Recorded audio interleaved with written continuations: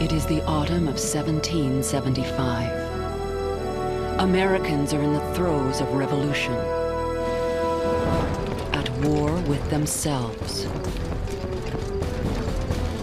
The day before, these men were Jacob Bowman's friends and neighbors. Now, they are a mob of enemies. My grandfather was surprised at night by a party of rebels, and with his eldest son was taken prisoner. His house was pillaged. There my grandmother was with 6 children without any provisions in the house at the commencement of winter. The Bowman family is guilty of no crime but loyalty to England. Loyalty to the wrong side.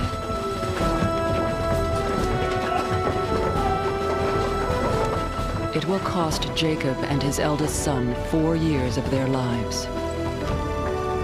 All over the 13 colonies, others like the Bowmans will suffer.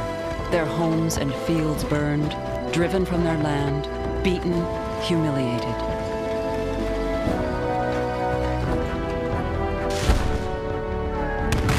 In the next 40 years, the question of loyalties will twice turn North America into a battleground and trigger the greatest mass migration in its history. It will first divide, then uproot the Indian nations, making them refugees in their own land. And it will change the face of the continent, creating one country and planting the seeds of another.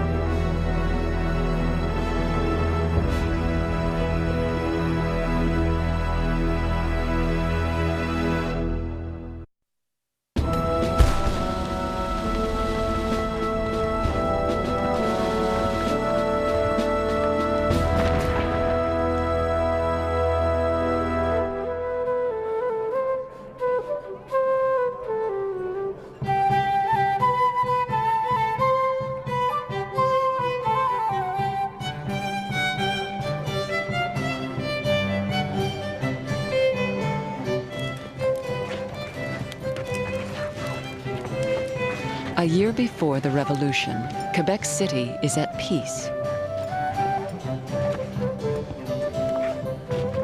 In the dozen years since the conquest, French and English have reached an accommodation of sorts. Quebec has become part of the British Empire without losing its language, its French laws, or its Catholic religion. In return, the seigneurs and the church leaders, the elite of Quebec society, have pledged their loyalty to Britain. Governor Guy Carleton feels confident and secure. I have had the satisfaction of finding His Majesty's Canadian subjects impressed with the strongest sense of the King's great goodness toward them. The Canadians have testified to me the strongest marks of joy and gratitude to the King and his government. I am convinced their fidelity and zeal might be depended on. But in the world outside the governor's mansion, rebellion is brewing. On the night of the governor's ball, a Montreal merchant begins spreading a message from the American rebels.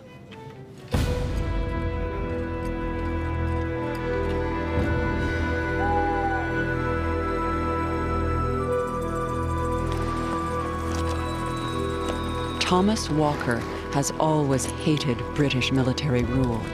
Now he has become a militant Republican. Under the guise of selling wheat in the rural districts, he begins selling sedition instead.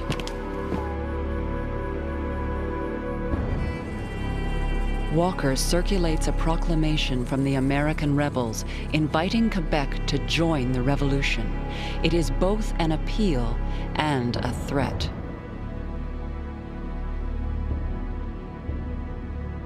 Seize the opportunity.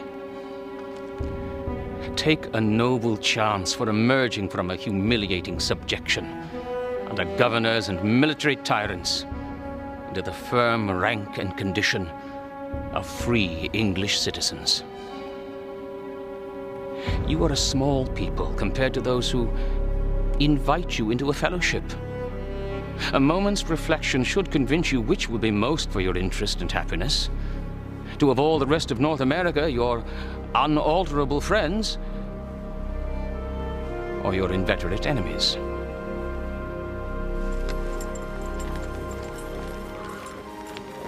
Walker begins recruiting Canadians to join the rebel cause. A young carpenter from Sainte-Famille who drums up volunteers. A wealthy merchant from La Pocatière who guarantees clothing and muskets to new recruits.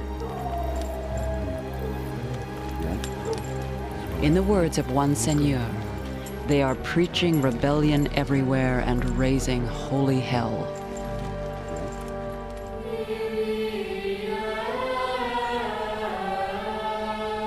The loudest voice opposing the rebellion is the church.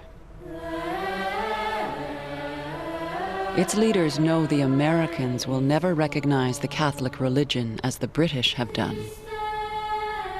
The bishop decrees that anyone who takes up arms against the king will be denied the sacraments and the right to Christian burial. But on a Sunday morning in Trois-Rivières, young notary Jean-Baptiste Badeau wonders if his fellow parishioners are listening. We received the blessing of the Holy Sacrament, and we began praying fervently during Mass and at the offering. There were very good Christians all around us, but how many others were there as well? As they were leaving church, I heard with my own ears several people saying they came to pray for an American victory. This is how far our faith has fallen. No wonder God has thrown a dark cloud over our miserable province.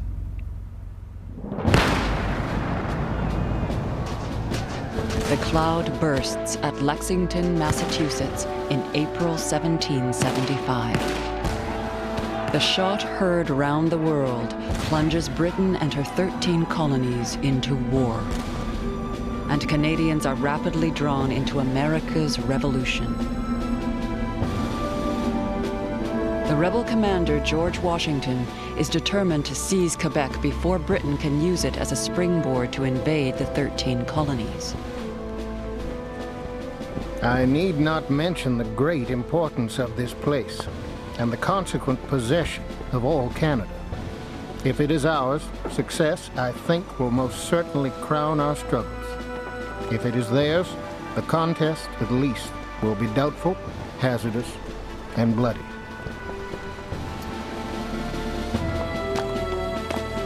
Washington's network of spies in Quebec reports that Canadians have uncertain loyalties. They might not join the revolution, but they will not resist it either. In Montreal, the widow Thérèse Baby writes to her family in Quebec City. My dear brother, you cannot imagine the panic that has overtaken us all.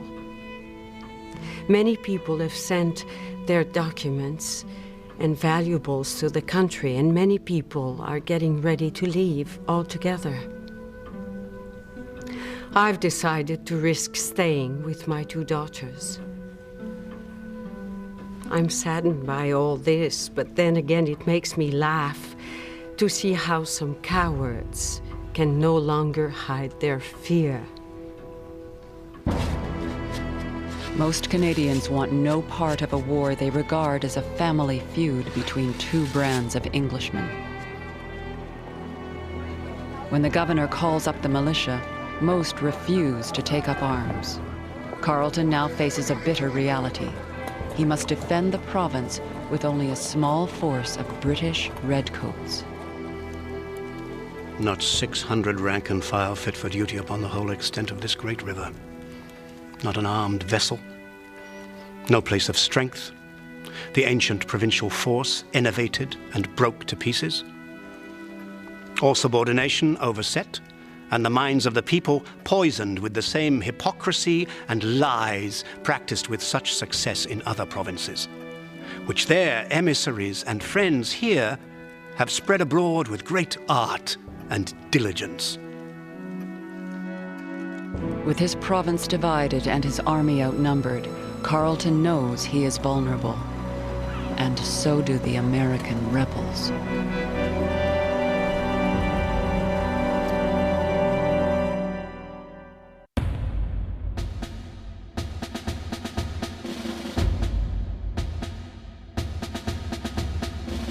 In the summer of 1775, General Washington sends 2 armies to invade Quebec. One force of 1,000 men will sail up Lake Champlain and the Richelieu River to strike at Montreal. It is led by Richard Montgomery, once a captain in the British Army, now the youngest Major General in the American Army. But the second attack is to be the real surprise. Coming up through the wilds of Maine and then up the Chaudière to assault Quebec. This backdoor route is so treacherous that even the Indian raiding parties spurn it. It is led by a Connecticut hothead who will be one of the Revolution's greatest heroes, then its most despised traitor. I am now on my march to Quebec to restore liberty to our brethren of Canada. Benedict Arnold has been everything. A sea captain, a horse trader, a smuggler. Now he wants to try his hand at conquest. Arnold has often done business in Quebec, where one of his partners was the spy Thomas Walker. Walker now assures him that Quebec is ripe for the taking. The bulk of the people, both English and Canadians, wish well to your cause. Few in this colony dare vent their griefs, but groan in silence, and dream of confiscations and imprisonments, offering up their prayers to the throne of grace to prosper your righteous cause, which alone can free us from those fears and apprehensions that rob us of our peace. Arnold is still 6 weeks away, but Montgomery's army has already begun the invasion. Thanks to Walker, several hundred Canadians have joined their ranks, and Quebec is falling to the invader piece by piece.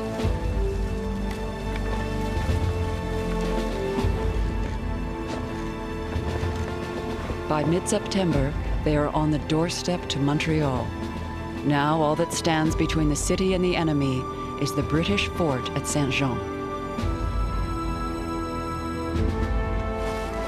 The Americans surround it, cut its supply lines, and bring up the siege guns.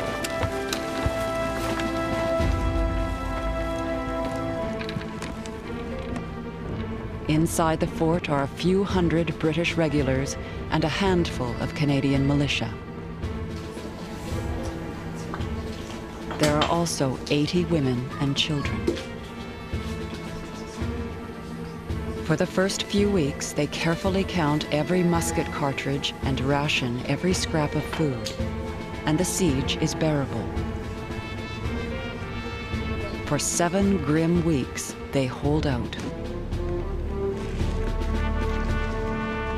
But on the last night, the American guns pound the fort for 8 long hours.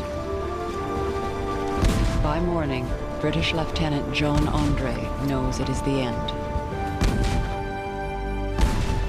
The situation of the sick and wounded was a very cruel one. They were neither out of reach of danger nor sheltered from the inclemency of the weather. There was now nothing left but to frame the best articles we could for the garrison. A surrender with honor.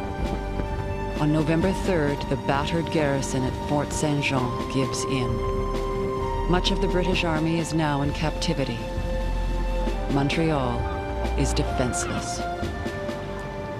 You can't imagine we're in the worst possible situation. The governor has just told les Canadiens they are free to leave or to stay. I think we are doomed. And we are waiting to be taken. I'm sure this is the last letter I can send you.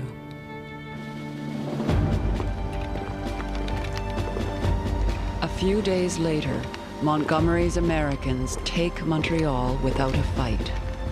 Some welcome them as liberators, declaring, "Our hearts have always desired the union offered to us by our brothers of the colonies." Governor Carleton escapes Montreal at the last minute and flees to Quebec City. En route, he is stunned by the news he must defend it against not one, but two invading armies.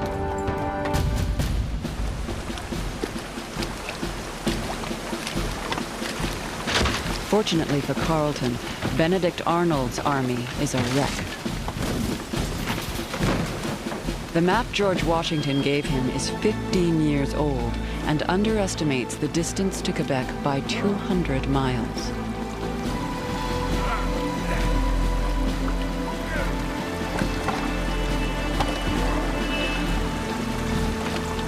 Most of Arnold's boats have been smashed to pieces, the food and supplies swept away in the freezing water.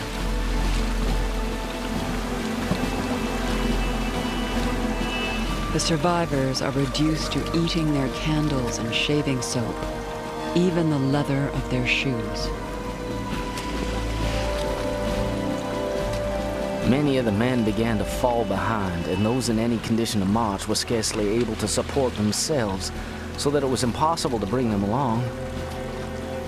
If we tarried with them, we must all have perished. Private George Morrison.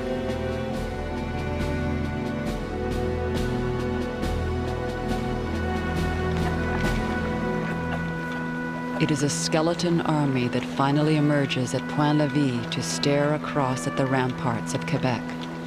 Of the 1,200 men who started out, less than 700 remain. But Arnold is still eager for battle. On the morning of November the 15th, he marches his men onto the plains outside the city walls and taunts the garrison to come out and fight. I am ordered by His Excellency General Washington to take possession of the town of Quebec. I do therefore, in the name of the United Colonies, demand immediate surrender of the town and fortifications. Inside the fortress, Governor Carleton makes a show of burning the ultimatum without reading it. But he knows that Montgomery's army is approaching from Montreal to join the siege. And privately, he doesn't hold out much hope. Could the people of the town be depended upon, I should flatter myself we might hold out. But we have so many enemies within a foolish people, dupes to those traitors, with the natural fears of men unused to war. I think our fate extremely doubtful, to say nothing worse.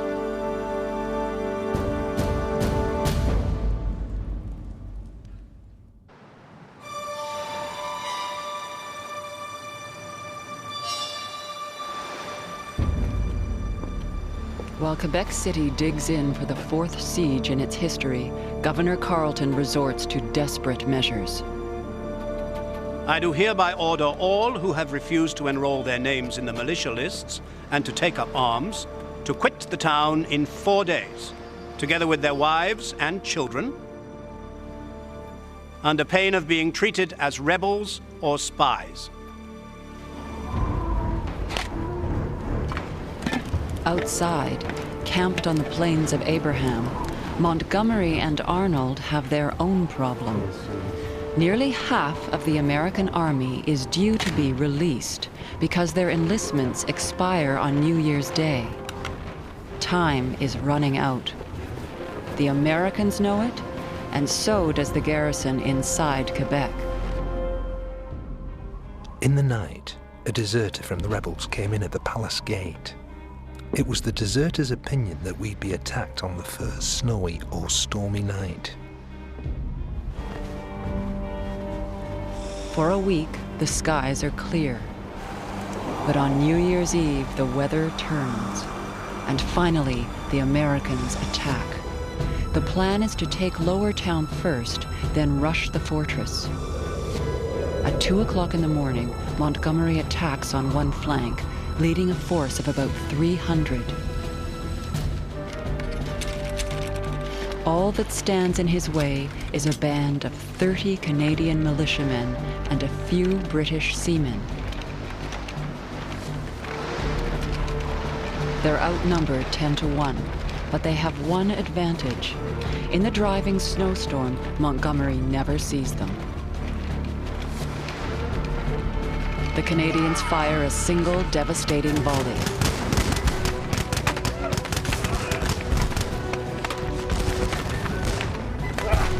Montgomery and most of his officers are cut down. The rest of the Americans flee back to camp. Benedict Arnold knows none of this. His force of 700, attacking from the other side of Lower Town, runs a gauntlet of fire below the city walls.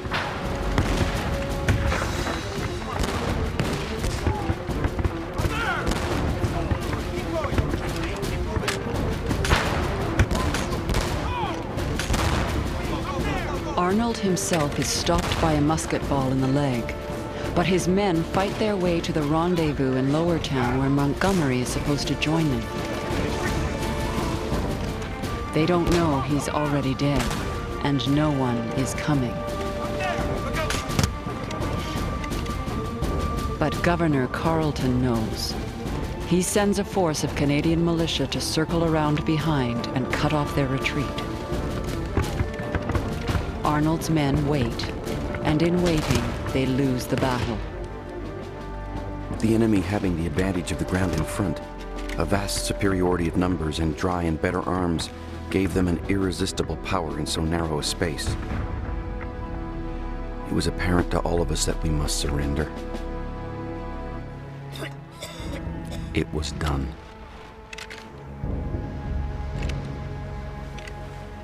"400 Americans surrender. Another 80 are dead, in snow now so deep many of the bodies will not be found until spring.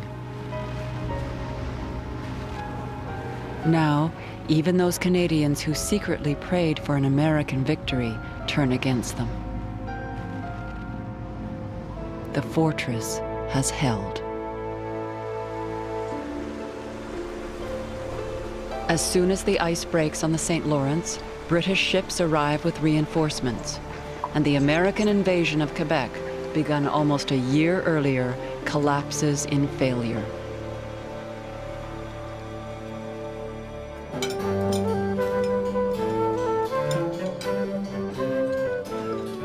The governor's annual ball that year celebrates a great victory. But before the revolution is over, Canada will again be invaded by Americans. This time, though, it will not be her armies, but her refugees.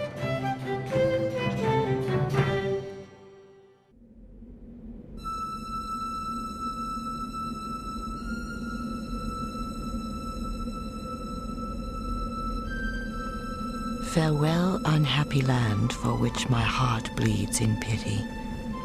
Little does it signify to you who are the conquered or who the victorious. You are devoted to ruin, whoever succeeds. Janet Shaw. By the summer of 1776, the revolution has become a bloody struggle between the United States and Britain. In New York City, a mob celebrates the Declaration of Independence by toppling a statue of King George III and melting it down for musket balls. But the revolution has left Americans deeply divided. On one side, the rebels who support independence. On the other, the British loyalists. The rebels declare them enemies of American liberty. Thousands of families are driven out, paying the price of their loyalty with exile.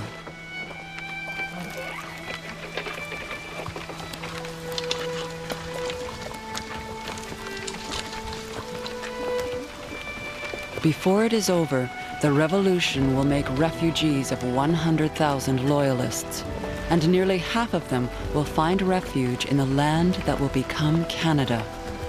Rich, poor, black, white, Indian.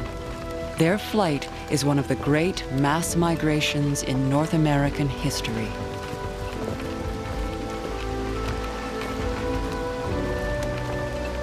Hannah Ingraham is 11 years old when her family is forced from their farm in Albany County, New York. She saw her grandfather taken by the rebels to a prison ship, and her father flee to join the British Army. We had a comfortable farm, plenty of cows and sheep.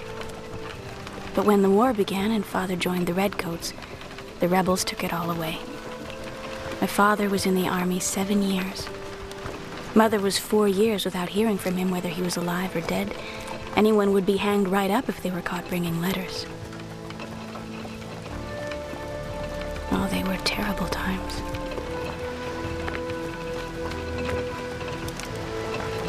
For Hannah, Canada is still a year and a voyage of nearly 1,000 miles away.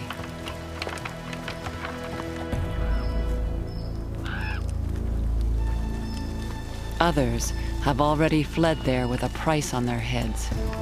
These loyalists will form the guerrilla armies that are Britain's best weapon against the revolution. The Royal Yorkers, Jessup's Loyal Americans, and the most famous of them all, Butler's Rangers. Launching raids from bases in Canada, they are, said one American soldier, harder to find than a pack of wolves in the woods.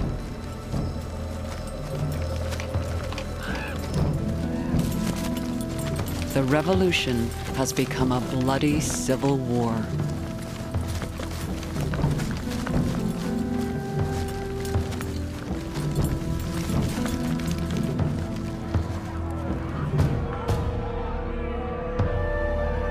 Loyalty to Britain has been declared a crime, punishable by the whipping post and the noose.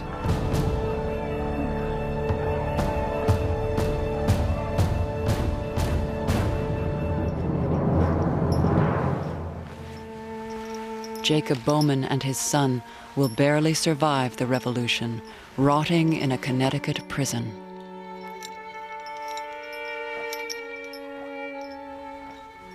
They were there fastened together by a band of iron around their arms and a chain around their ankles. In that condition, they remained 3 years and a half, until the flesh was worn away and the bones laid bare 4 inches.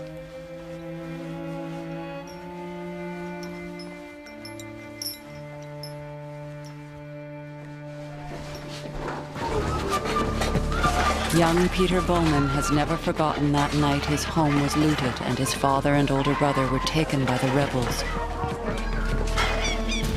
When he passes his 13th birthday, he is old enough to fight back. In 1778, Peter Bowman joins Butler's Rangers.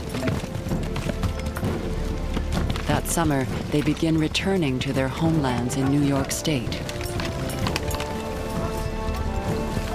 Savagery will be met with savagery.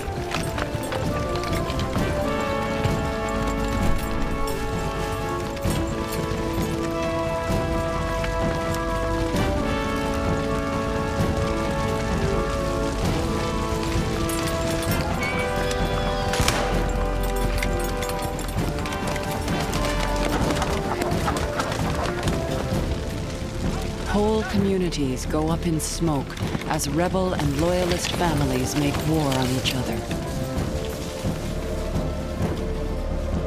And now, the brutality of the revolution will engulf another nation.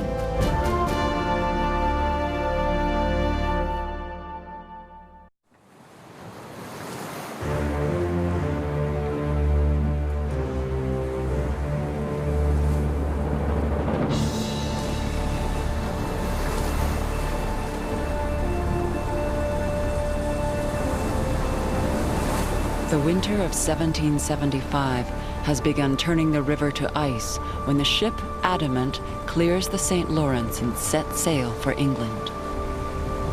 On board is a passenger carrying a bold proposition for King George. Joseph Brant is a chief of the Mohawk tribe, but on this mission he will be the emissary for the Six Nations Confederacy, the Seneca, Cayuga, Onondaga, Oneida, Mohawk, and Tuscarora. The onslaught of white settlers has already begun to squeeze the tribes from their lands in northern New York. Now they fear an independent United States will swallow up what remains. This is what drove Joseph Brant to sail across an ocean to appeal to the King of England. The Mohawks have been treated very badly in that country. Indeed, it is very hard when we have let them have so much of our land for so little value. They should want to cheat us of the small spots we have left for our women and children to live on. We are tired out in making complaints and getting no redress.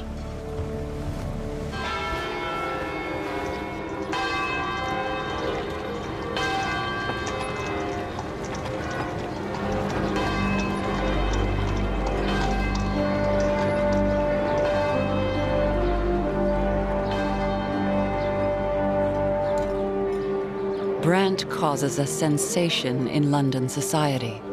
His Mohawk name is Tyondenaga, he who places two bets. Educated and able to read and write English, Brant is indeed a man of two worlds. Journalists clamor for interviews. He tells them what he chiefly admires in London are the ladies and the horses.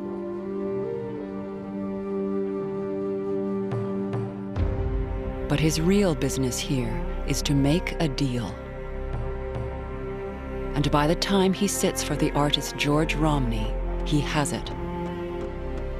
Britain agrees to safeguard Indian lands in America, and in return, Brant will raise the tomahawk against the king's enemies. But Brant returns home to find his people divided. The Six Nations have been split by the white man's war. 4 of the tribes agree to fight for the British. But the Oneidas and the Tuscaroras choose the rebel side.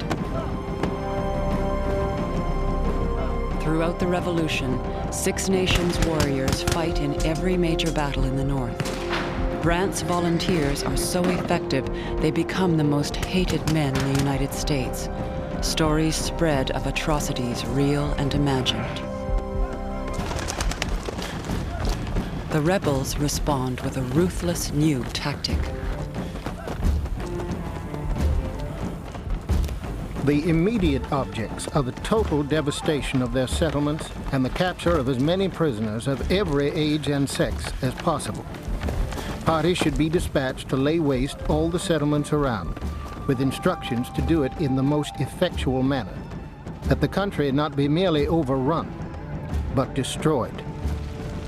George Washington.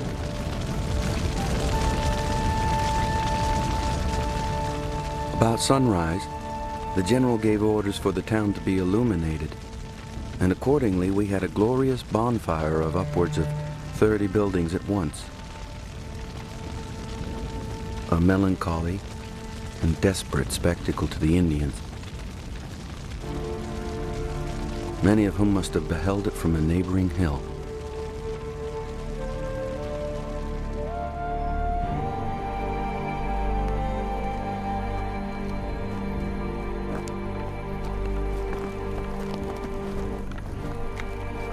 In just 2 months, Washington's orders do more damage to the Six Nations than 5 years of war have done.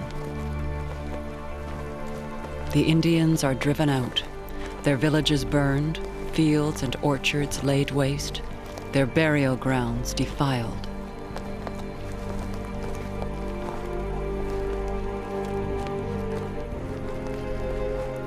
In September 1779, General John Sullivan, future governor of New Hampshire, reports on his success.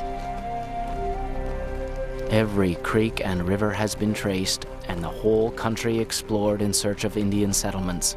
And I am well persuaded that there is not a single town left in the country of the Six Nations.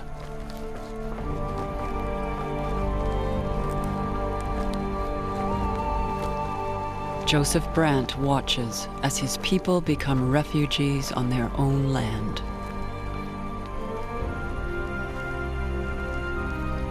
We, the Indians, wish to have the blow returned on the enemy as early as possible. But I am afraid it will again be but a trifling affair. We think the rebels will ruin us at last if we go on as we do, 1 year after another, doing nothing. We are in between two hells. Let us have an expedition early in the spring. Let us not hang our heads between our knees.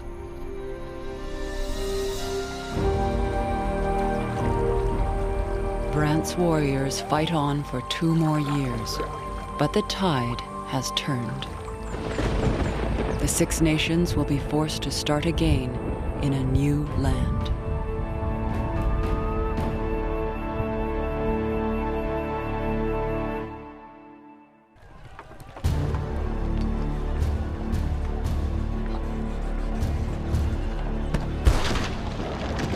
In the fall of 1781, at Yorktown, Virginia, the British suffer their final defeat of the war. General Charles Cornwallis is forced to surrender an army of more than 7,000 men. The war will drag on for another 2 years, but the Loyalists know it is over. And for many, defeat holds a terrifying prospect. The revolution has triggered the first mass escape in the history of American slavery. To every Negro who shall desert the rebel standard, full security to follow within the British lines.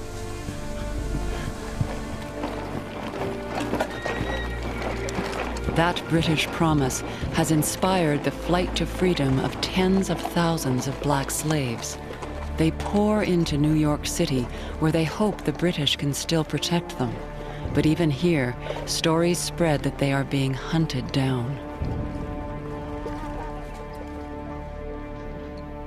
This dreadful rumor filled us with inexpressible anguish and terror, especially when we saw our old masters coming from Virginia, North Carolina, and other parts, and seizing upon their slaves in the streets of New York, or even dragging them out of their beds.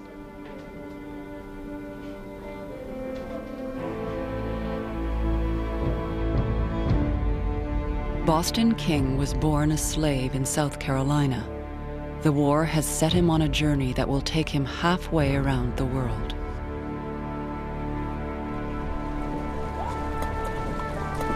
By 1783, New York City is teeming with Loyalist refugees and the remains of the British Army, perhaps 70,000 souls in all. For many, it is the last stop before exile. Some, like Connecticut Loyalist Stephen Jarvis, tried to go home, but found only hostility. An old man, an Irishman, came to see me to warn me to be on my guard as the militia were coming to mob me. I saw many who I knew, went up to them and offered my hand. One of them, who seemed to be their leader, addressed me in these words: "Jarvis, you must leave this town immediately. Now we won't hurt you. But if you are seen within 30 miles of this place by sundown, you must abide by the consequences. Like Boston King, Jarvis flees to New York City to be evacuated. That summer of 1783, the harbor is full of British ships, nearly 200 of them. And every day, more and more loyalists are leaving. From the south, thousands have already fled to Jamaica, the Bahamas, and the West Indies. Some sail home to Britain, but the majority of loyalists, 35,000, choose to go north to the rocky Atlantic coast of Nova Scotia. Hannah Ingraham, now reunited with her father, is among the last to leave. Father said we were to go to Nova Scotia, that a ship was ready to take us there. This was September. The transport that was to bring us to St. John was the last transport of the season and had on board all those who could not come sooner. The Loyalists will profoundly change the land that gives them refuge, building new communities out of the wilderness and laying the foundations of a separate nation.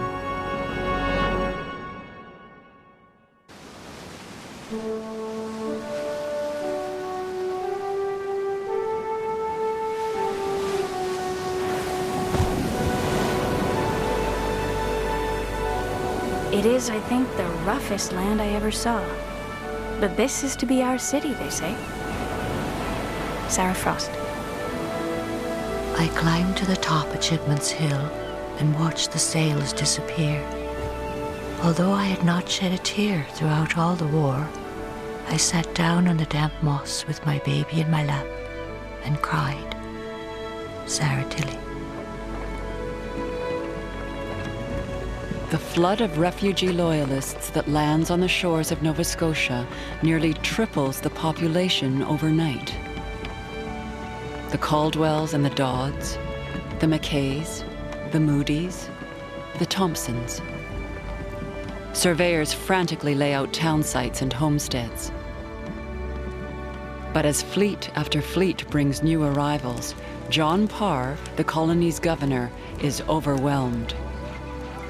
A considerable number of refugee families, destitute of almost everything, must be provided for, chiefly women and children, as I have not yet been able to find any sort of place for them, and the cold setting in severe.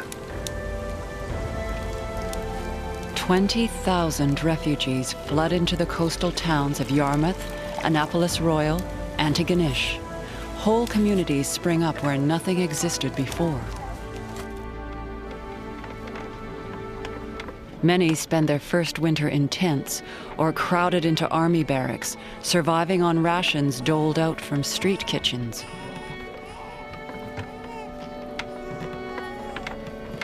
I hired a hovel for $40 a year, and in this wretched abode we remained for several weeks. I purchased a town lot, commenced building, and opened a small store of goods. In October, we got into our new dwellings as happy as princes. But my poor wife suffered greatly from the dampness of the walls, and on the 9th of January, 1785, was delivered of a dead son. Stephen Jarvis joins the wave of new settlers that spread up the St. John River, creating the towns of St. John, Queenston, Gagetown, and Fredericton. It is here that Hannah Ingraham's family settles. They spent their first winter in tents, but by spring, Hannah's father has built their first rough home. There was no floor laid, no windows, no door, but we had a roof at least. A good fire was blazing, and Mother boiled a kettle of water. We all sat at our breakfast that morning, and Mother said, "Thank God we are no longer in danger of having shots fired through our house. This is the sweetest meal I ever tasted." Hannah Ingraham never married and never left Fredericton. She lived to be 97, long enough to see the beginning of the age of photography.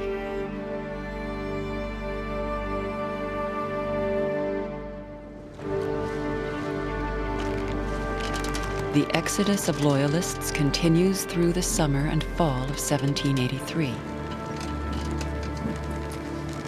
At the port of Roseway, there are sometimes upwards of 30 ships unloading their human cargo. A few miles away, on a rocky, desolate stretch of shoreline, the largest free black settlement on the continent has begun. But most of the black Loyalists in Birchtown never get the land or the provisions the British promised. When the blacks take menial jobs in nearby Shelburne, white workers start riots and drive them out. They have escaped one kind of slavery only to face another. Many of my black brethren were obliged to sell themselves to the merchants, some for 2 or 3 years, others for 5 or 6 years. Several fell down dead in the streets through hunger. Some killed and ate their dogs and cats. Poverty and distress prevailed on every side, so that, to my great grief, I was compelled to leave Birchtown.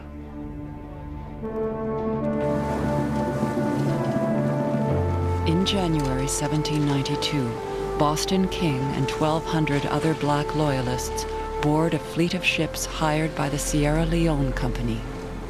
They leave to join a new colony of free blacks in West Africa, though they continue to call themselves Nova Scotians. But despite the hardships, most of the black Loyalists chose to stay and put down roots. Former slaves became landowners and builders. It was another 40 years before slavery was formally abolished in British North America.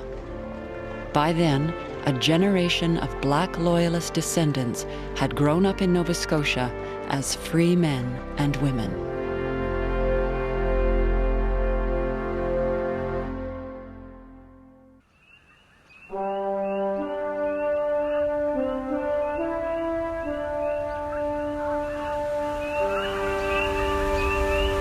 Colonel Butler says that his people would rather go to Japan than go back among the Americans, where they could never live in peace. Colonel Alan MacLean. Ontario is still a wilderness called the Upper Country when the men of Butler's Rangers face a new reality. The Niagara Peninsula was their base of operations during the Revolution. Now it will be home. Private Peter Bowman has been at war since he turned 13. Now at age 20, the warrior will become a farmer. My father settled on his land near the Falls of Niagara. The government found seed to plant and sow the first year. Men, women, and children all went to work clearing the land. It is the price of backing the Revolution's losing side. The Bowmans have left behind a homestead. The Iroquois have lost lands their people held for centuries. When we heard peace was made between His Majesty and the Americans, we were struck with astonishment at learning we were forgot in the treaty. We could not believe it possible that such firm friends and allies could be so neglected by a nation remarkable for its honor and glory, for whom we had served with so much zeal and fidelity.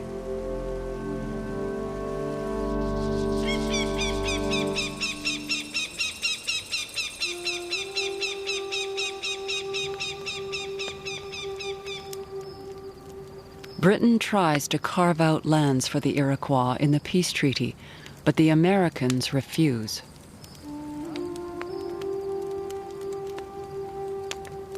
In the fall of 1784, Brant leads 1,800 of his people to a new homeland on the banks of the Grand River. What they lost in the land of their ancestors, they will rebuild in the land of their future.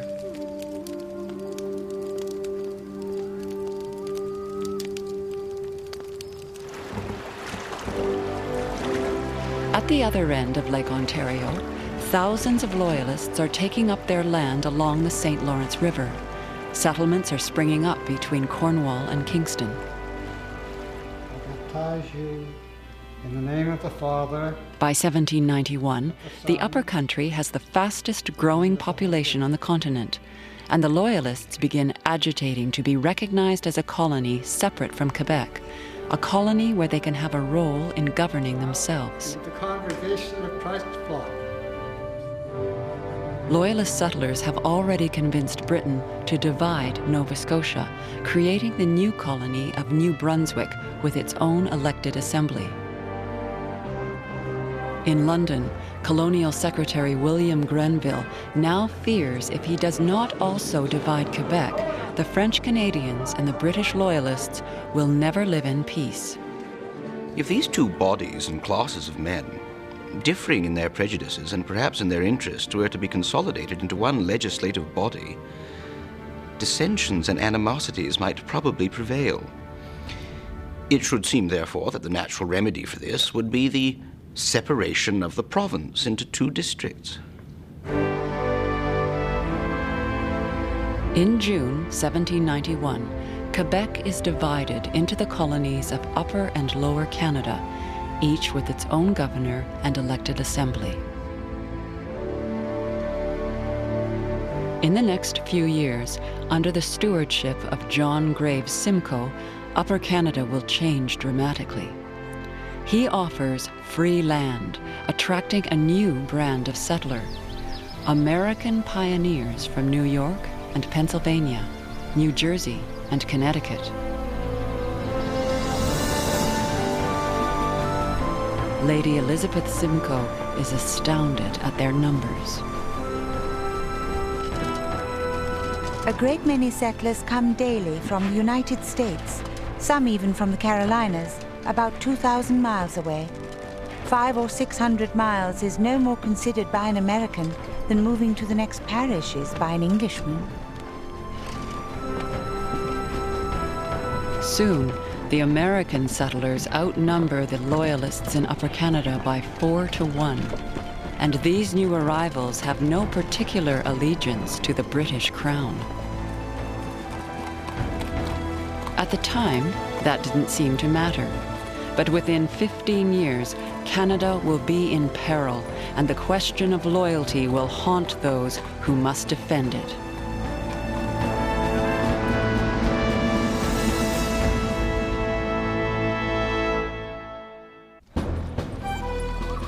On the 21st of January, 1793, Louis XVI, King of France, climbed a scaffold in Paris. The Catholic priest, Father de Fermont, steadied his arm. It was all over in a few moments. The youngest of the executioners took hold of the head and brandished it around the people gathered at the scaffold. Soon a few cries of "Vive la République" could be heard. Then the shouts multiplied, and this chant became the cry of thousands. The killing of a king helped propel the second great revolution of the century, and it launched a war in Europe that would spill across the ocean to North America. Canada would begin the new century with a fight for survival. A war that would decide the future of two nations. And extinguish the dreams of a third.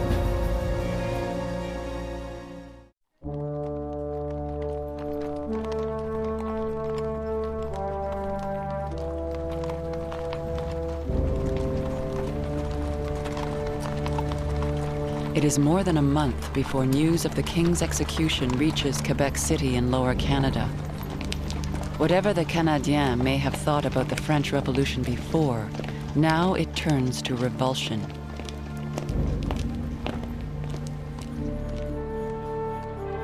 Philippe Aubert de Gaspé never forgot the day the news arrived. Suddenly my father leaped from his chair, his eyes aflame. He cried, "Infamous beast! They have guillotined their king!" The chaos and brutality of the revolution drive a wedge between France and her former colony, but British leaders cannot see it. When Sir James Craig, the new governor, arrives in 1806, all he can see is a province of 300,000 people where the French language, the seigneur, and the Catholic Church still rule. They are in their hearts French yet. And whatever attachment they may affect to feel to the government, yet there would not be 50 dissenting voices to a proposition for their re-annexation to France. The general opinion among the English part of the inhabitants is that they would even join an American force, if that force were commanded by a French officer. Britain has now been at war with France almost continuously for 13 years, and Quebec City is afire with rumors. The French fleet is poised to invade, the Canadiens ready to rise up in revolt, backed by Napoleon's troops.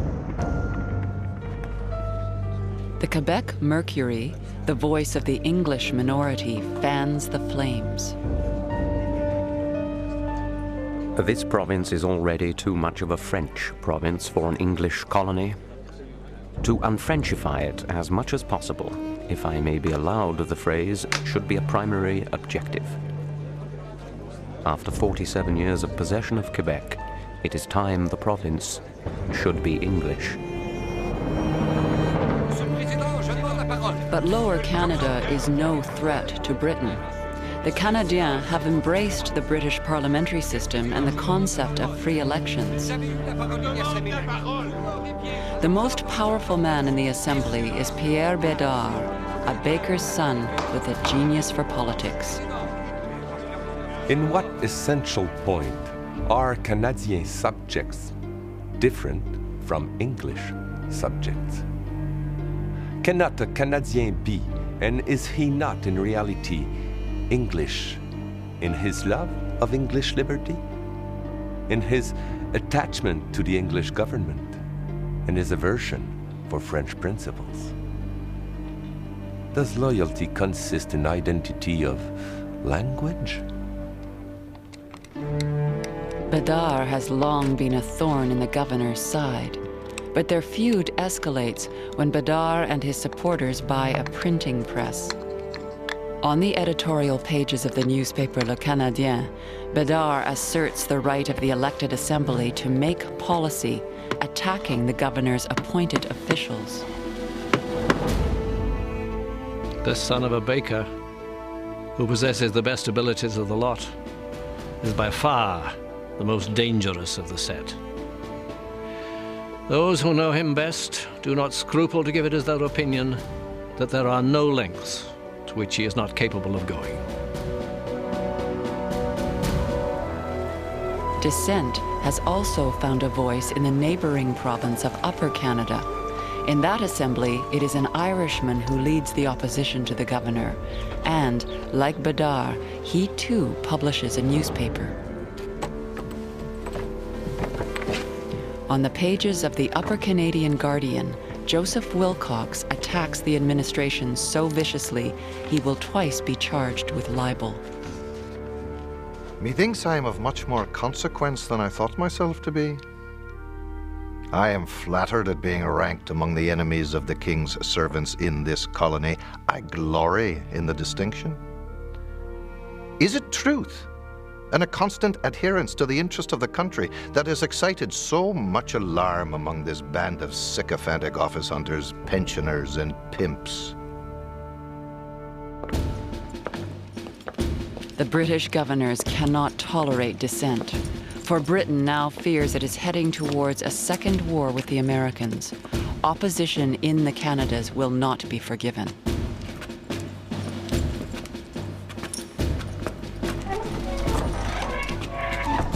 In Upper Canada, Joseph Wilcox is sent to jail for criminal libel. He will turn to treason before the war is over.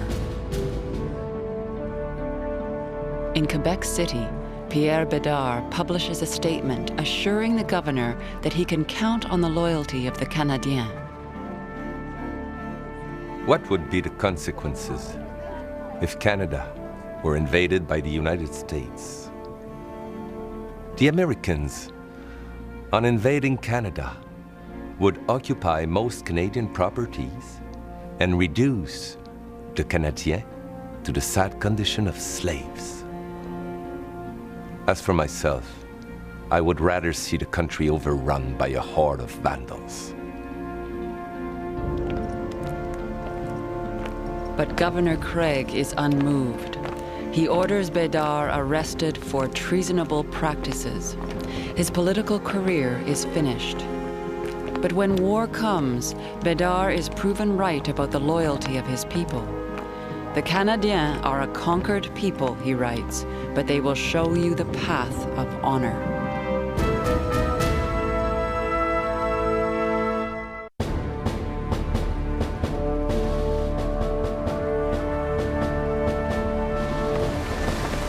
By 1811, Britain's tactics in her war with France have enraged the United States.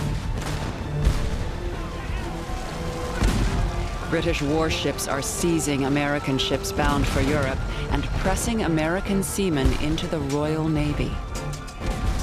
In Washington, a political faction called the War Hawks, led by Congressman Henry Clay, is demanding retaliation.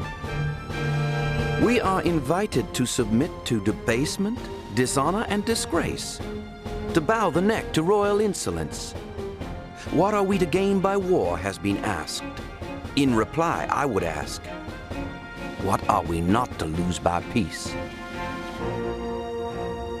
Britain is too distant to attack directly, but her North American colonies are vulnerable.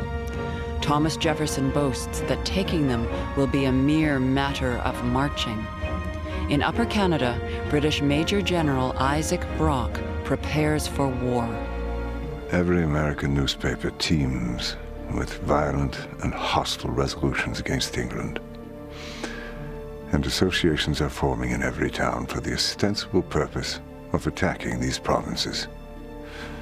I consider the time arrived when every loyal subject should come forward and show his zeal for His Majesty's service.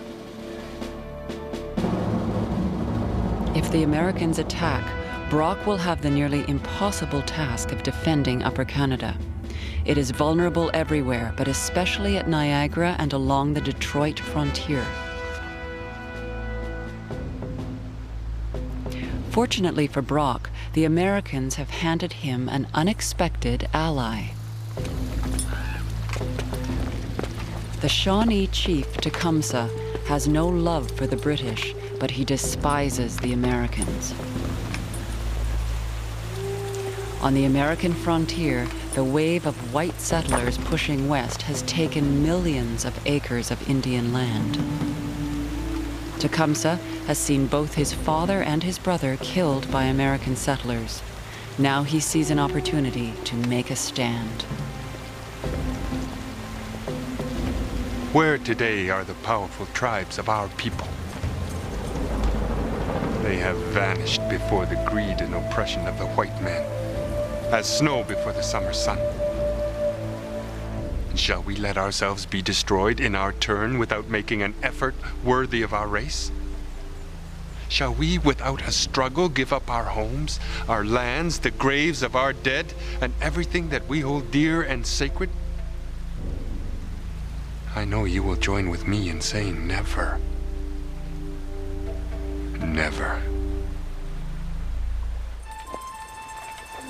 Tecumseh urges the tribes to join the British, and his support now dramatically changes the odds. Without him, the prospects for Upper Canada seemed bleak. There are just 1,600 British troops here, and many of the civilians are recent American settlers. Isaac Brock knows he cannot depend on their loyalty. My situation is most critical. Not from anything the enemy can do, but from the disposition of the people. The population, believe me, is essentially bad. A full belief possesses them all that this province must inevitably succumb. Most of the people have lost all confidence. I, however, speak loud and look big. On the 18th of June, 1812, President James Madison signs the declaration of war against Britain.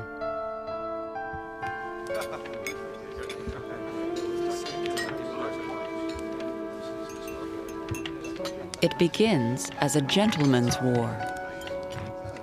The news takes a week to reach Isaac Brock. On the night it arrives, the officers of his regiment at Fort George are entertaining a group of American officers from across the border. They insist on finishing the meal as though nothing has changed. Tomorrow, they will be doing their best to kill each other. Give you honor and duty. Honor and duty.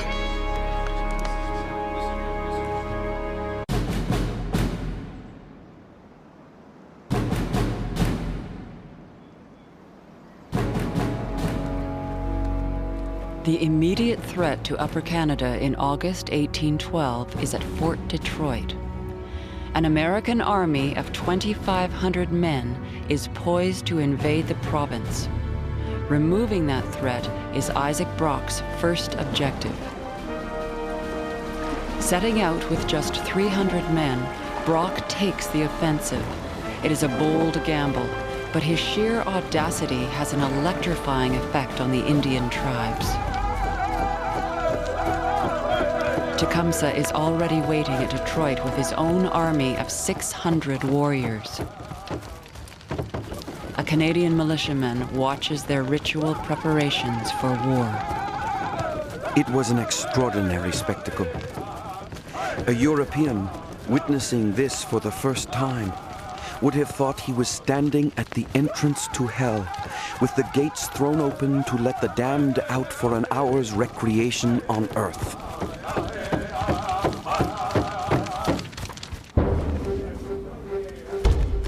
Brock has also recruited 400 Upper Canadian militia. He disguises them in the redcoats of the regular army to bluff the Americans into thinking they're all professional soldiers.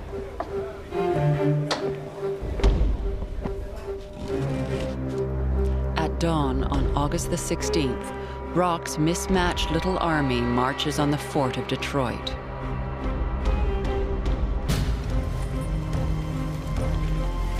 They are outnumbered 2-1, but they have one big advantage. The Americans are terrified of the Indians. Tecumseh knows this and openly parades his warriors in full view of the fort. It's all a bluff, but Brock backs it up with a note to the American general.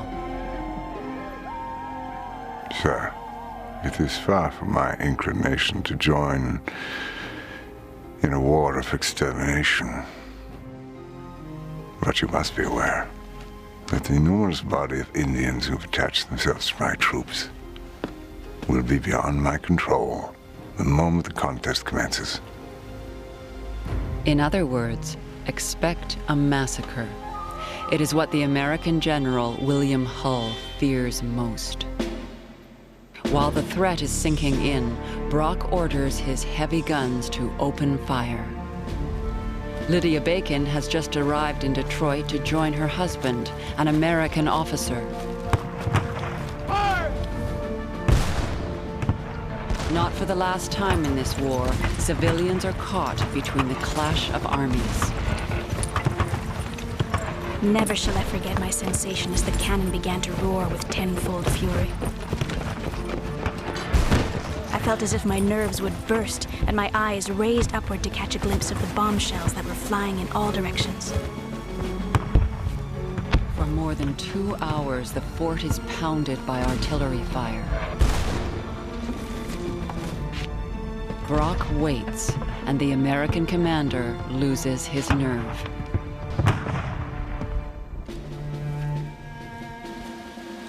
Standing in the British lines, Private Shadrach Byfield waits for the order to attack that never comes.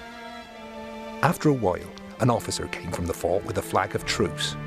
I was on the advance with General Brock at the time, and from what we could hear, the officer wanted 3-day secession, to which our general replied that if they did not yield in 3 hours, he would blow up every one of them.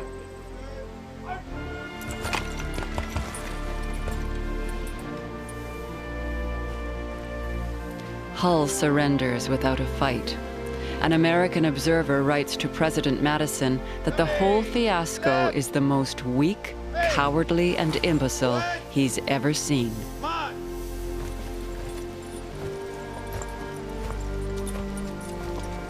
Even Lydia Bacon feels disgraced.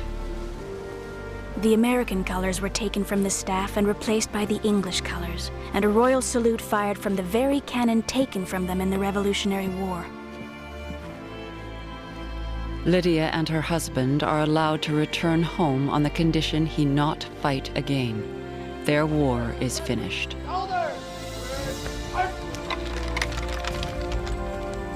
Detroit is a stunning victory for Brock and Tecumseh, one without a single casualty, 2,200 prisoners, and enough captured muskets and cannon to equip an army.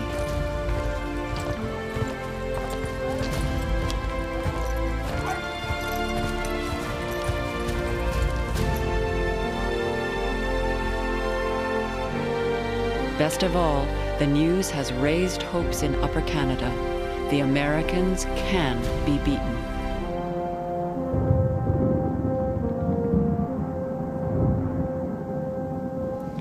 But Brock knows Detroit is a stolen victory, and there is another, far greater contest looming. You will hear of some decisive action in the course of a fortnight. Or in all probability, we shall return to a state of tranquility. I say decisive because, should I be victorious, I do not imagine the gentry on the other side will be anxious to return to the charge. And if I should be beaten, the province is inevitably gone.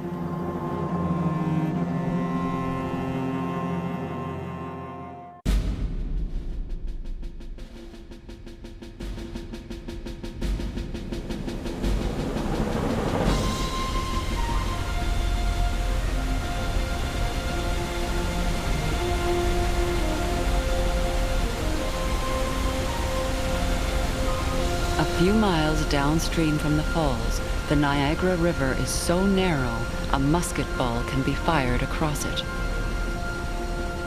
Here, in the fall of 1812, a second American army prepares to avenge the humiliation of Detroit. On the heights of Queenston, the British watch and wait.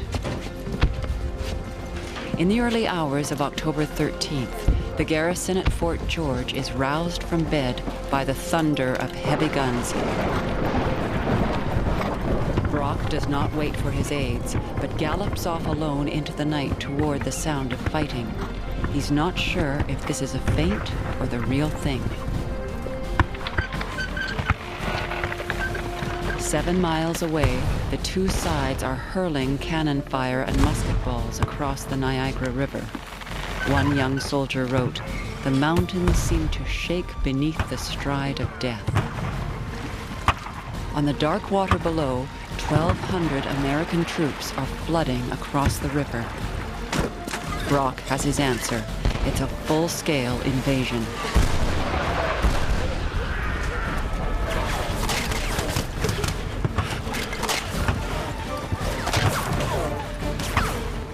At first, the British guns pin down the Americans on the beach below Queenston Heights. Then, by chance, they find a fisherman's path up the steep bank. In a surprise attack, they seize the British cannon.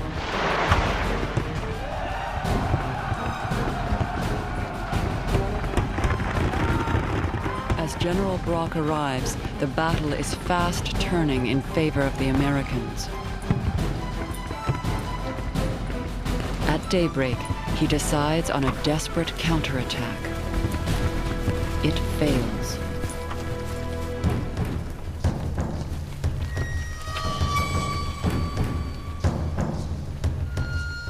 Now the fate of Upper Canada rests in the hands of a band of 80 Mohawk warriors.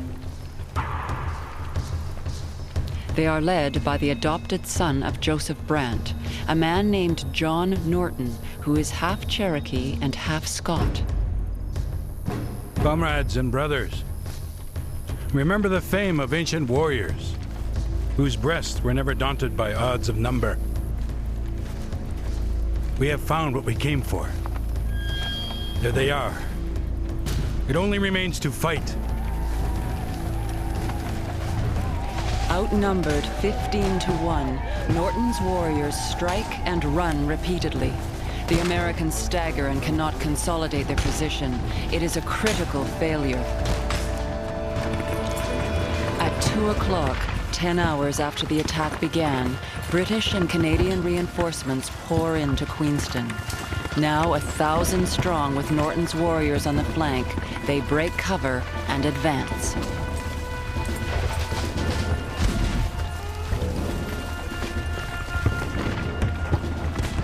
The whole line opened a fire on us. We rushed forward. From the side of a hill where they lay, they fired again. We came in upon them swiftly. They left their cannon and they ran.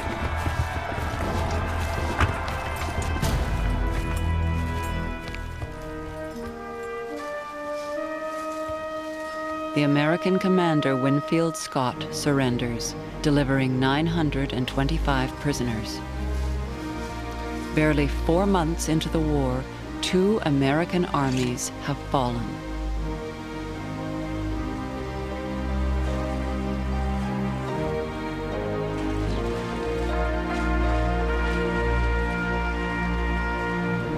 But the battle has been costly. 12 warriors and 2 Mohawk chiefs were killed. The British and Canadians have lost nearly 100 men. But the Americans suffer far worse. Estimates of their casualties range as high as 500.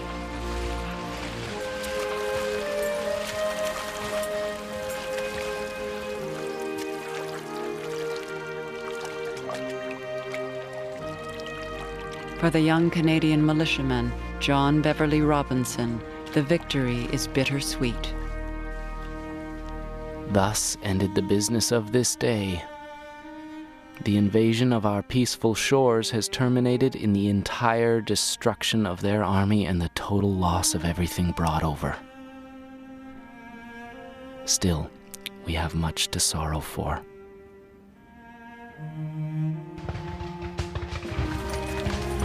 In that desperate charge at dawn, a sniper had recognized General Brock's uniform.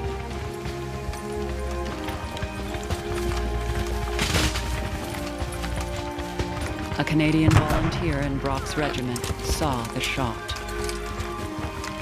One of them took deliberate aim and fired, and our gallant general fell within a few feet of where I stood. "Are you much hurt, sir?" I inquired.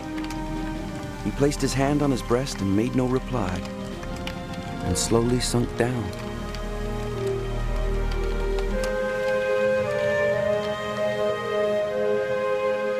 Isaac Brock is buried at Fort George as the British cannon fire a 21-gun salute.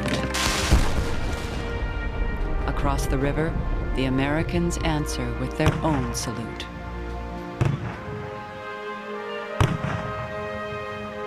Brock will be remembered as the savior of Upper Canada, a place he didn't much care for and whose people he never trusted. But in that critical first year of the war, he bought the province time and gave it a reason to fight.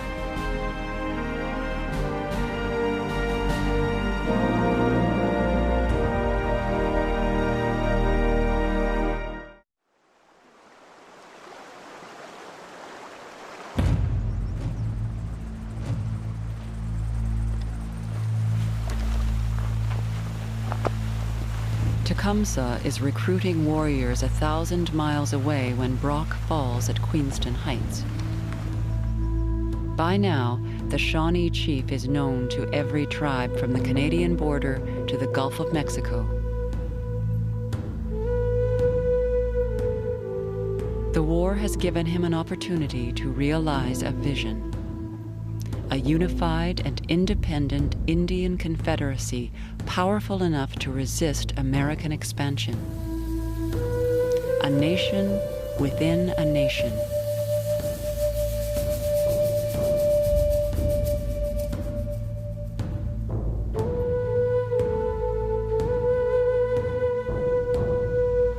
The whites have driven us from the sea to the lakes. We can go no farther.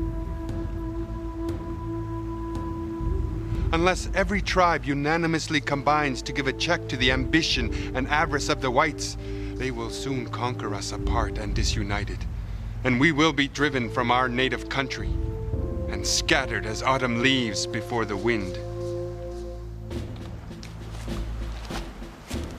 To American leaders intent on expanding settlement, Tecumseh is a dangerous man. Indiana Governor William Henry Harrison both fears and admires him. The implicit obedience and respect which the followers of Tecumseh pay to him bespeaks him one of those uncommon geniuses which spring up occasionally to produce revolutions.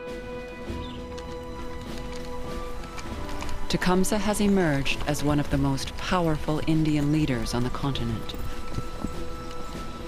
As the war enters its second year, he has demonstrated his courage and skill in half a dozen battles. But in September of 1813, Tecumseh can only listen to a faraway battle and wait.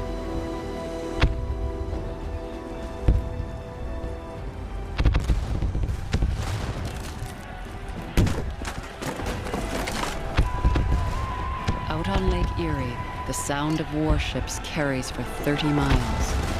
The American and British fleets are in the midst of a battle that will change the course of the war.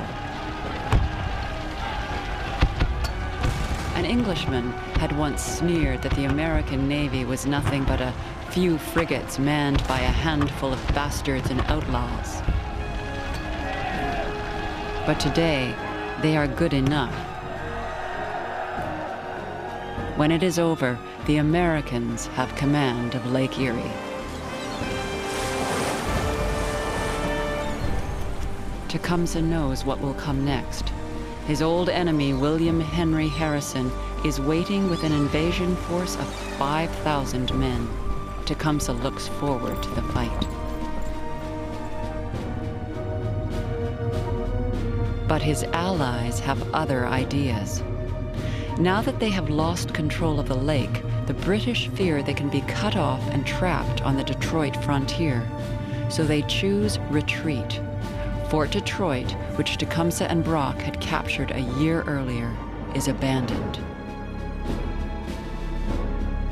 In a rage, Tecumseh confronts the British general, Henry Proctor, and accuses him of cowardice. We must compare our father's conduct to that of a fat dog that carries his tail on his back, but when frightened, he drops it between his legs and runs off. We wish to remain here and fight our enemy. You have got the arms and ammunition. If you intend to retreat, give them to us, and you may go. Our lives are in the hands of the Great Spirit. We are determined to defend our lands, and if it be His will, we wish to leave our bones upon them. Proctor is unmoved. The British will pull back up the Thames River, all the way to York if necessary. It is an agonizingly slow retreat. For a week, Harrison's army chases them down, gaining every day. By the time General Proctor finally turns to make a stand at Moravian Town, the Redcoats and Tecumseh's warriors are exhausted and disheartened. Most have not eaten in more than 2 days. They have only a single cannon and not much ammunition, and they are outnumbered 2 to 1.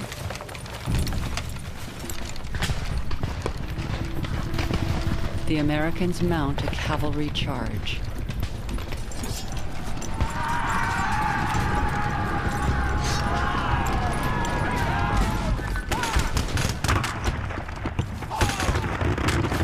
For the Redcoats and Private Shadrach Byfield, veteran of Detroit and Queenston Heights, the battle is over in less than 10 minutes. After exchanging a few shots, our men gave way. One of our sergeants exclaimed, "For God's sake, men, stand and fight!" I stood by him and fired one shot, but the line was broken and the men were retreating.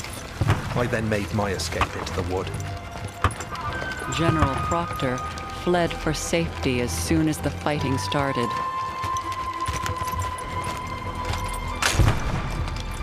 Leaving his men to be captured or killed.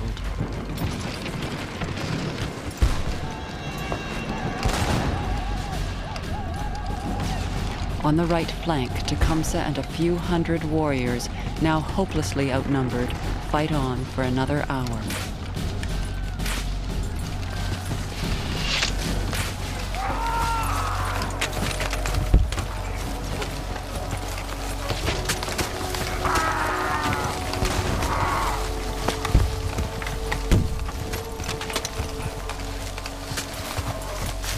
Then, the sound of Tecumseh's voice, which all had heard urging on the fight, is gone.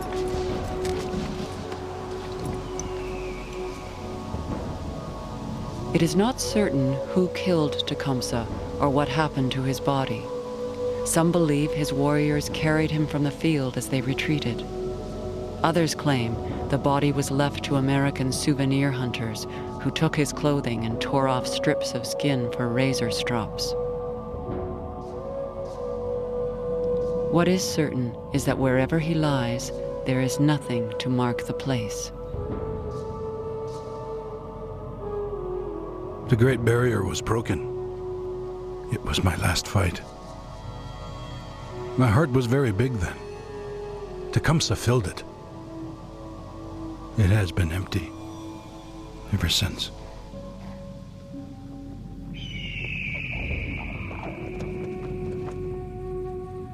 Tecumseh's army has been broken. Never again will the military services of the Indians regain their importance in colonial affairs. Tecumseh's dream of a pan-Indian confederacy dies with him.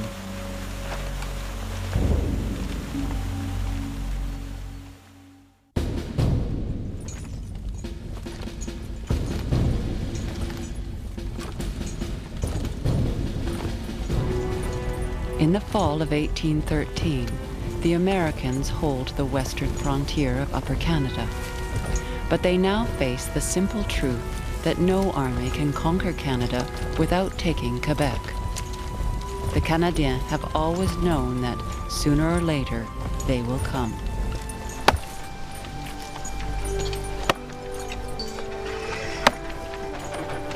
It is an improbable army that digs in the defenses on the banks of the Chateauguay River to face the invaders.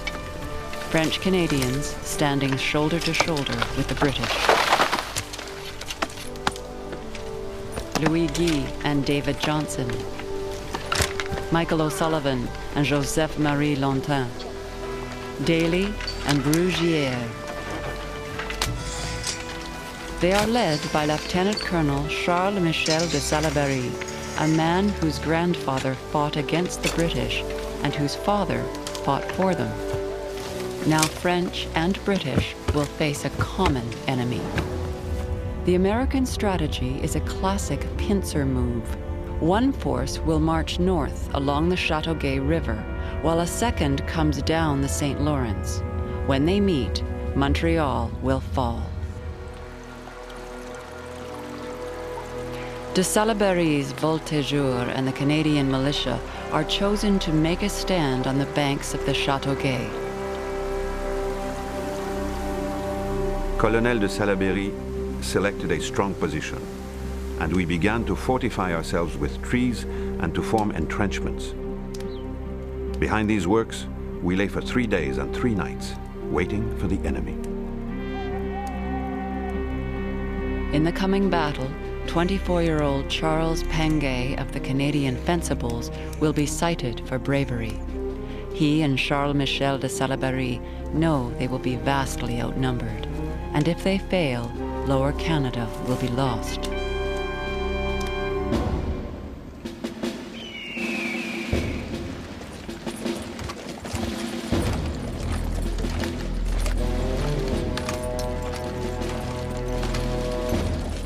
On the morning of October the 26th, 1813, 4,000 Americans take to the field. They know they are facing only a few hundred Canadians in the forward lines.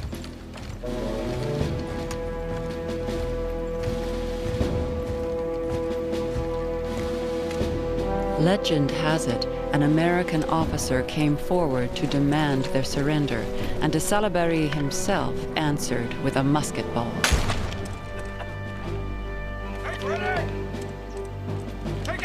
What is certain is that when the Americans open fire, they think they have won the battle. Cheers ring out from their army, but when the smoke clears, Charles Pangay and the other Canadians have stood their ground.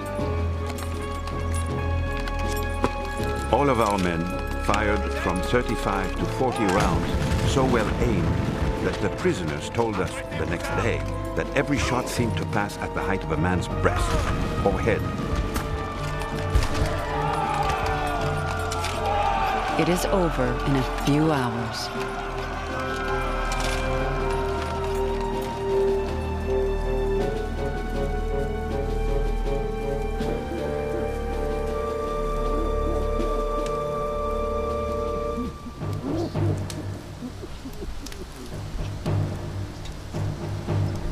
The Canadians believe the Americans have retreated only to mount another attack.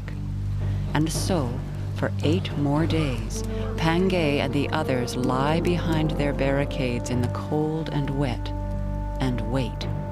We suffered so much from foul weather that some of our men fell sick every day. I now know that a man can endure without dying more pain and hell than a dog. There are many things that I could tell you more easily than I can write them, but you will be convinced by this affair that Canadians know how to fight. Charles Pangay dies a few months later. The Americans never do get to Montreal.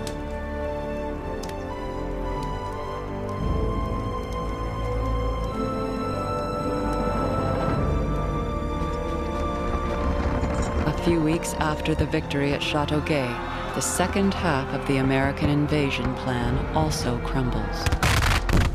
On November 11th, in the fields of John Chrysler's farm, a greatly outnumbered force of British regulars and Canadian militia drives the invaders back. For the second time in less than 40 years, the Americans have tried to conquer Lower Canada and failed.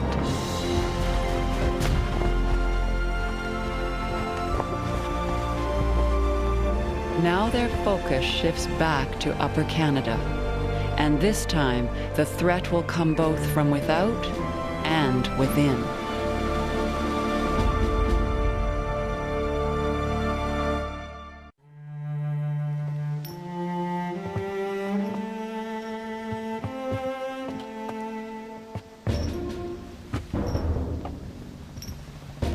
In the summer of 1814, a mass execution sends an unmistakable message to the population of Upper Canada. 8 men, convicted of treason for aiding the American forces, are hanged at Burlington Heights.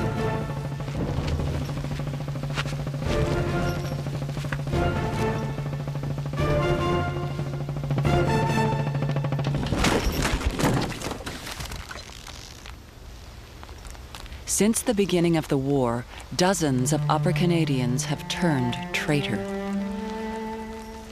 But the most notorious of them all is still at large.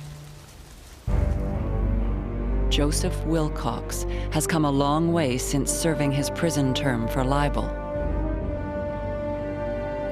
At the outbreak of the war, he was re-elected to the Upper Canada Assembly and became leader of the unofficial opposition. But in the summer of 1813, Wilcox crosses the line from dissent to treason. He begins passing on military information to the American commanders. I now beg leave to lay before you some facts which most materially affect the plans proposed for the subjugation of this province. The enemy's force now at Burlington is certainly upwards of 1,200 regular troops, in addition to which there are at York 1,000 regulars. But I do not hesitate to say that so soon as the British are driven from amongst us, I shall, with the assistance of my friends, render this province independent of British influence.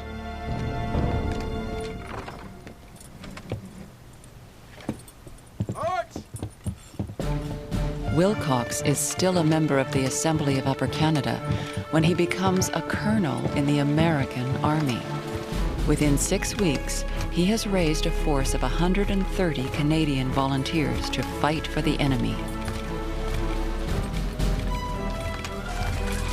For a year, the Canadian turncoats wage a campaign of terror along the Niagara frontier. They even burn the village of Newark, whose people voted Wilcox into the Assembly.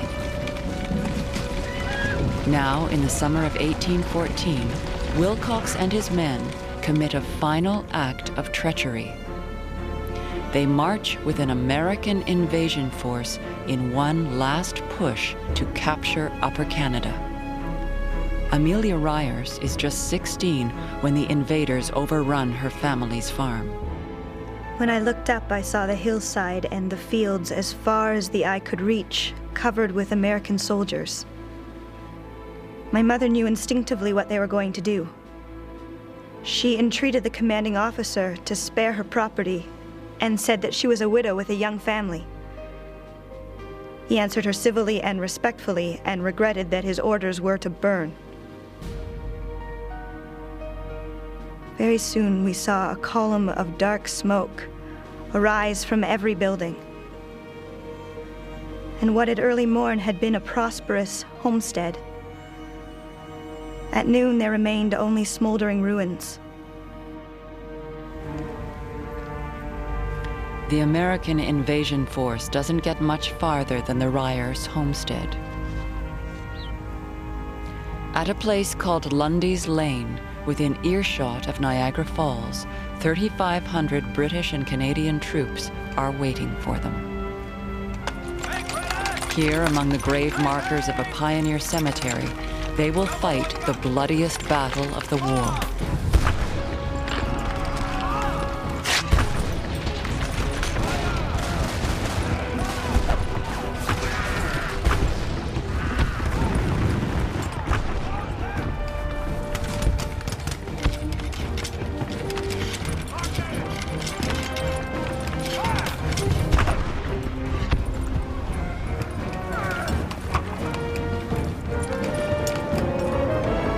When night falls, there is an informal ceasefire, and both sides call in reinforcements.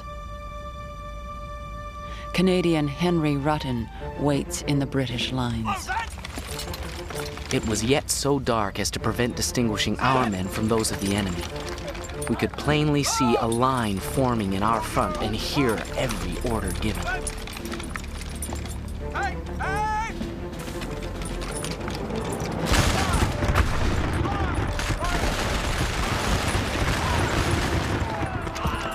Now, 5,000 men face each other in the cemetery, in some places less than 100 feet apart.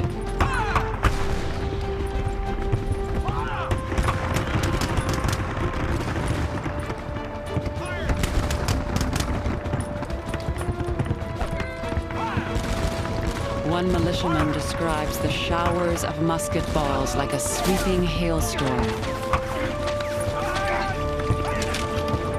In the confusion, it is impossible to tell friend from foe, and both sides kill their own men by mistake.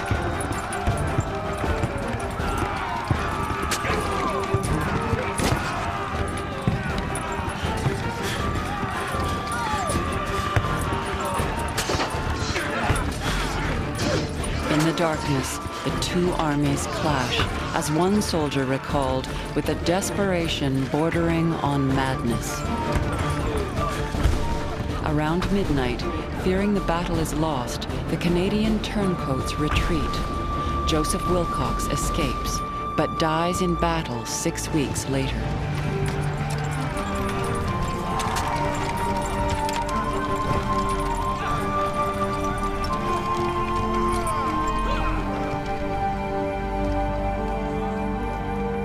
At dawn the next morning, the British and Canadians are left holding the field.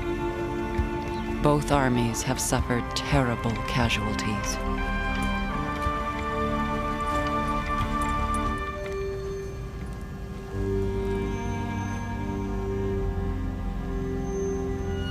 Oh, that the king and the president were both here this moment to see the injury their quarrels lead to.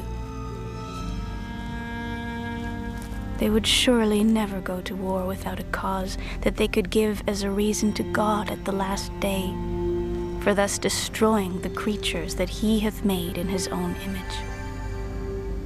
A soldier's wife.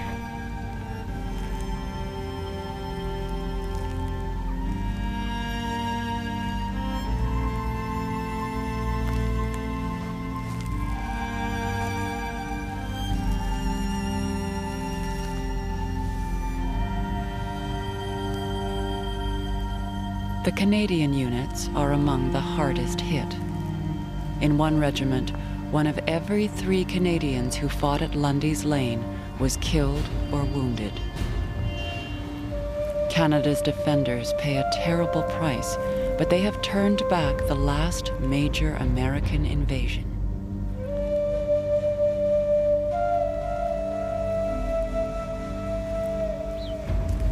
A peace treaty will not be signed until Christmas Day, 1814, but Canada will never again be attacked.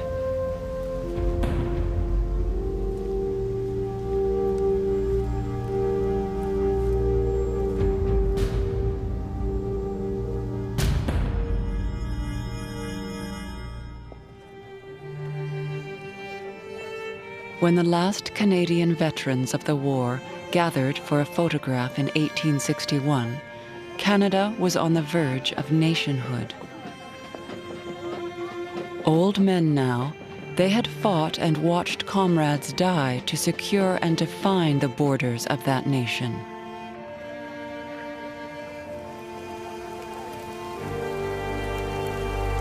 The war that was supposed to assimilate the people of Canada has achieved precisely the opposite. In its determination not to become American, Canada has drawn closer to Britain than ever and has seen a glimmer of its own identity.